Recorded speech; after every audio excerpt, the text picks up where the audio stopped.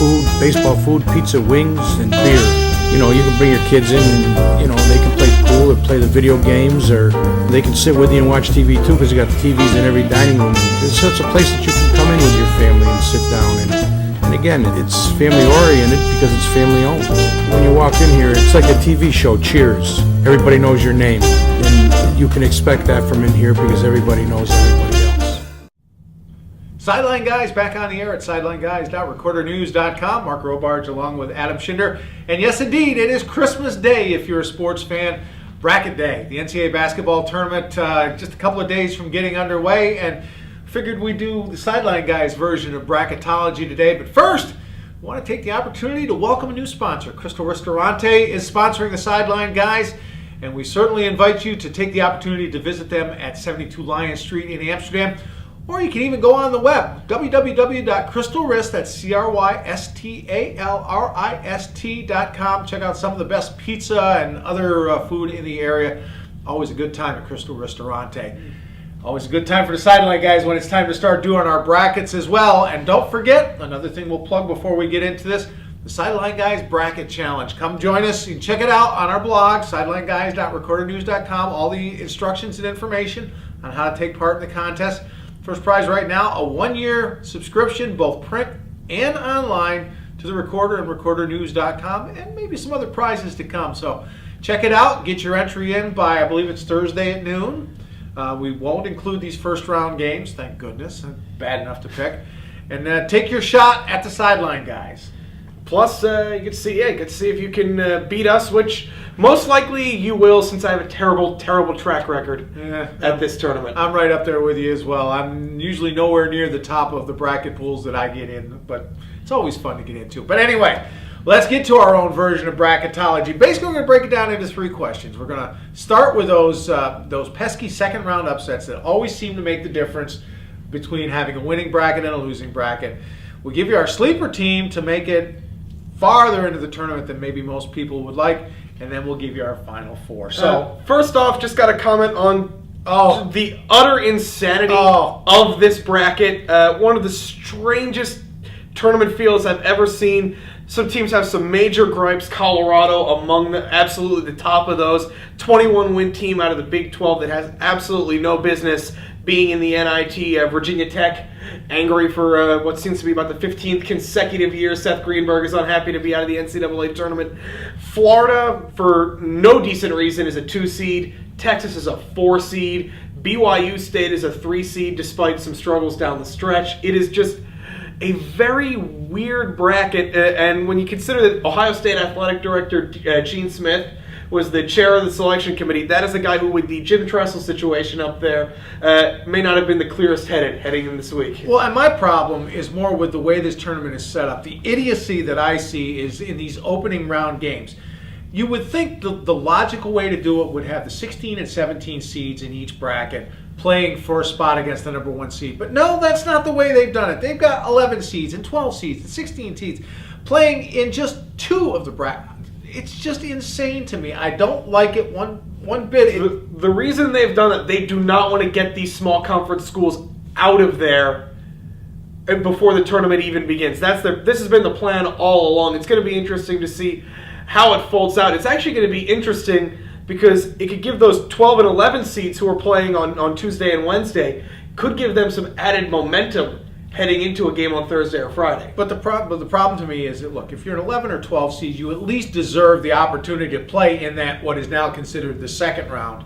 If you're a 16 or 17 seed, you should be playing in. It just doesn't make sense to me. I don't like it at all. But what can we do? We're just a couple of humble sports writers trying our best to actually do well in our brackets. So let's start with that second round. Usually it's always the 5-12 games that are the biggest upset specials usually. And I've got one of those as well. I like, and this has kind of been a popular choice as I'm seeing, I like number 12 Richmond over number 5 Vanderbilt. Richmond coming off an A-10 title. They knocked off Dayton, the upset team of the A-10 tournament.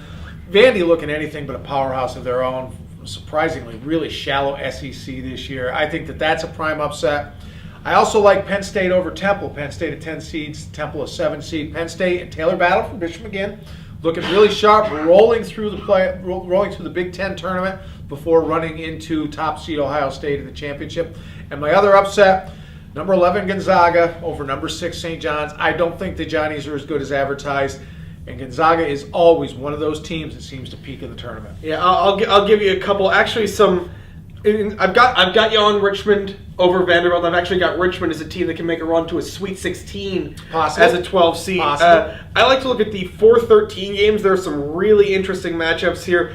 Oakland over Texas is as a 13-4 out in the West region is a very interesting one because Texas kind of tailed off at the end of the year. They're a little underseeded, and Oakland is a very, very dangerous 13 seed. And the other one, coming out of the Big Ten, Wisconsin, is majorly ripe for an upset against 13-seeded Belmont in the Southeast because the last time we saw Wisconsin, Friday in the Big Ten tournament, they turned in one of the worst played games I think anyone's ever seen. They scored 33 points, losing to Penn State 36-33. Another one I like, simply because of the pace of the game they play, is Missouri as an 11 seed in the West, playing Cincinnati. But yeah, there are definitely some upsets all over the board. I actually like either Southern Cal or Virginia Commonwealth coming out of Tuesday's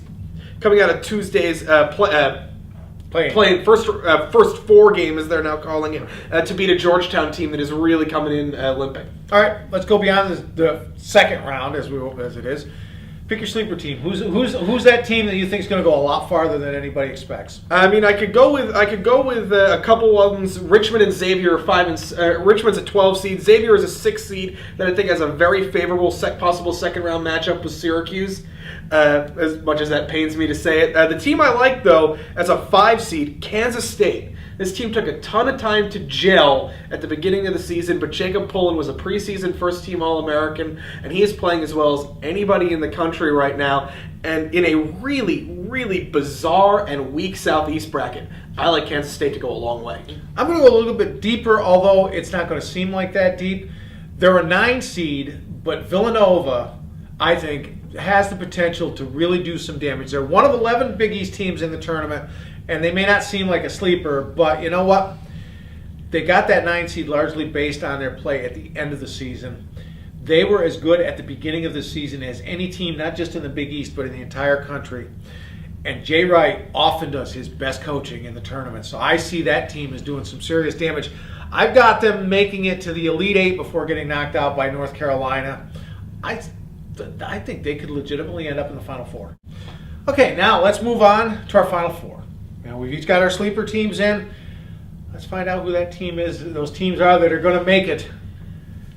It's a tough one. I'm going chalk through most of this bracket. I think Ohio State's playing as well as anybody right now. I've got them coming out of the East, beating North Carolina in the Elite Eight. The West bracket, as much as it pains pretty much the entire world, I'm going with Duke. As much as I'd love to see San Diego State come out there in Anaheim and beat them.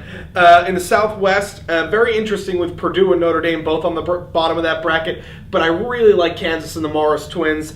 And then I'm going with Kansas State. They're my wild card team out of the whole pack to come out of that weird Southeast region where you've got Florida as a 2 seed, BYU as a 3, and Wisconsin as a 4. Me? I'm going to take Notre Dame number 1. I think nobody was hotter coming into the conference tournaments, even though they lost to Louisville in the semifinals. I don't think that's necessarily a bad thing because that, even if it's only one more day of rest, can't hurt.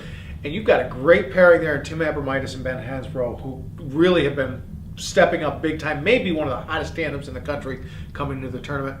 I like BYU. Maybe I'm a bit of a homer because I really like what Jimmer Fredette has done, but I don't think the loss of Brandon Davies is going to affect them much farther into the tournament. I think they've needed a little time to adjust to it. San Diego State was just a hotter team in the Mountain West Finals. I think Jimmer is going to pick up the share of the scoring load. I think the rest of the team can pick up the rebounding and defensive burdens. UConn, 5 games in 5 days. You got to be impressed by that. Nobody thought that could be done. Now everybody's saying they're probably going to have dead legs coming into the NCAA tournament. But you know what? I'm not gonna pick against the Huskies and Player of the Year candidate Kemba Walker now. They've just done too much to make that work. And I'm going to go with North Carolina as well. Duke cooled them off a little bit, but they're another team like Notre Dame that came into the conference tournaments really hot. And you especially got to watch out for Harrison Barnes because right now he's playing just as good as any player in the country over the last couple of weeks. Got a national champion? I'm going to go with North Carolina over Notre Dame in the finals. And right now, I know it's chalk. It's the 1 versus the 2, but I've got Ohio State over Kansas. I just like the Buckeyes' balance. Thad Matta is one of the best coaches in the country. They've got the great thing going with a great big man in Jared Sullinger, and then guys like Leidy and Diebler and Buford and Aaron Kraft. It's not a deep team, but it's a balanced team. And that's what we have to say. You tell us what you have to say. SidelineGuys.recordernews.com. Click on the blog post. It'll give you all the information to sign up to join us in the NCAA Tournament Bracket Challenge. SidelineGuys.recordernews.com. Chance to win a 1-year subscription to both the print and online recorder. And some other prizes might be coming up soon as well. So check it out. SidelineGuys.recordernews.com. And come back and check us out on Thursday. We're going to talk a little more about the tournament, but we'll be talking more about finally getting into baseball. Spring training is 3 weeks in. We're finally going to take a little time to talk about that as well. All right, so for Mark, I'm Adam, and we'll see you later this week. SidelineGuys.recordernews.com.